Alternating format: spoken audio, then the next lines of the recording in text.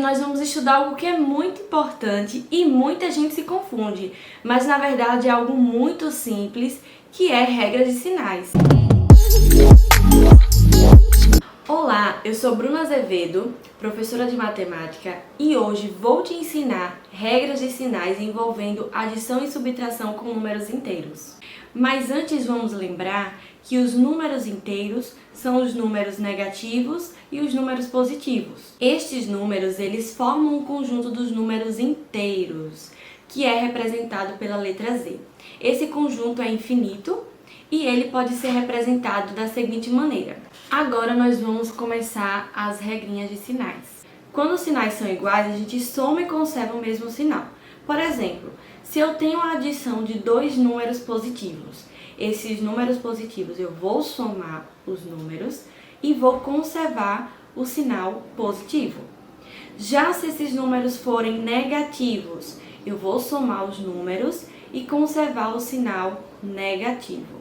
Quando os sinais são diferentes, eu vou subtrair os números e conservar o sinal do maior módulo. Por exemplo, se eu tenho uma adição de dois números com sinais diferentes, eu vou subtrair esses números e vou conservar o sinal do maior módulo.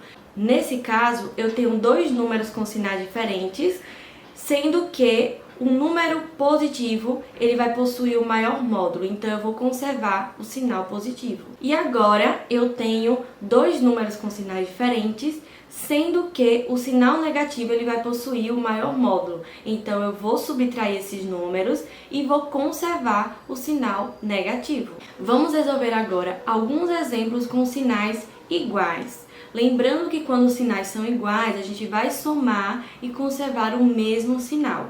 Se eu tenho mais 10 com mais 3, eu vou somar esses números, 10 mais 3, e conservar o sinal positivo, mais 13. Se eu tenho menos 10 com menos 3, eu vou somar 10 mais 3, 13, e conservar o sinal negativo. Agora, se eu tenho mais 20 com mais 2, eu vou somar 20 mais 2, que dá 22, e conservar o sinal positivo, ou seja, mais 22. Resolvendo agora alguns exemplos com sinais diferentes, lembrando que quando eles possuem sinais diferentes, a gente vai resolver a subtração e conservar o sinal do maior módulo, quem possuir o maior módulo. Se eu tenho menos 12 com mais 5, já que eles possuem sinais diferentes, um é negativo e o outro é positivo, vou resolver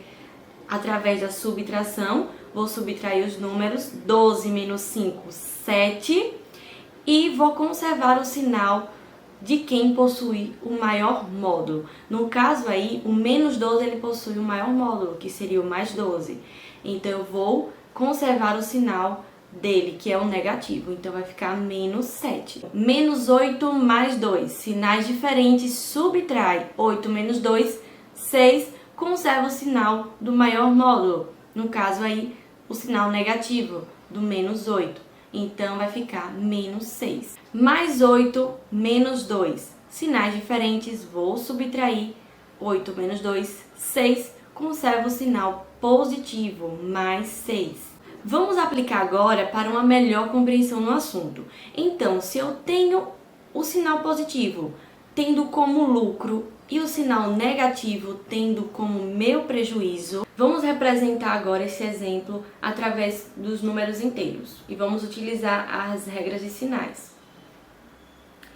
Então, eu estava com um saldo negativo de 120 em minha conta e depositei 320. Tenho agora 200. Então, já que meu saldo é negativo, vou escrever menos 120. E depositei 320. Então, eu vou escrever mais 320, que foi o que eu depositei. Resolvendo esse probleminha, nós temos que sinais diferentes, nós vamos subtrair e conservar o sinal do maior módulo, tá? Então, 320 menos 120 vai dar 200. Como eu estou conservando o sinal do 320, que é positivo, então vai ficar mais 200. Logo, eu tenho agora R$200 positivo, que é o meu lucro. Vejam agora esse exemplo. Havia 250 em minha conta, então mais 250. E depositei 100, mais 100. Tenho agora 350. De fato, somando 250 mais 100 dá 350, já que os sinais deles são iguais. Conservo o sinal positivo. Então, eu tenho agora 350. Eu estava com um saldo negativo de 150. Então, 150 negativo. Depois disso, depositei 150. Então, mais, como foi um depósito, mais 150. Zerei minha conta. Menos 150, mais 150, sinais diferentes eu vou subtrair. Então, aqui vai dar 0. 0 tem sinal? Não tem sinal. Ele não tem nem sinal positivo e nem sinal negativo. Agora é a sua vez de responder este desafio. Carlos estava com um saldo negativo de R$285 em sua conta. Depois disso, ele depositou 125. Qual é o saldo atual da conta de Carlos? Ele está no lucro ou prejuízo? E é isso, galerinha. Deixe sua resposta nos comentários. Não esqueça de dar um like nesse vídeo. Um beijo e até a próxima aula.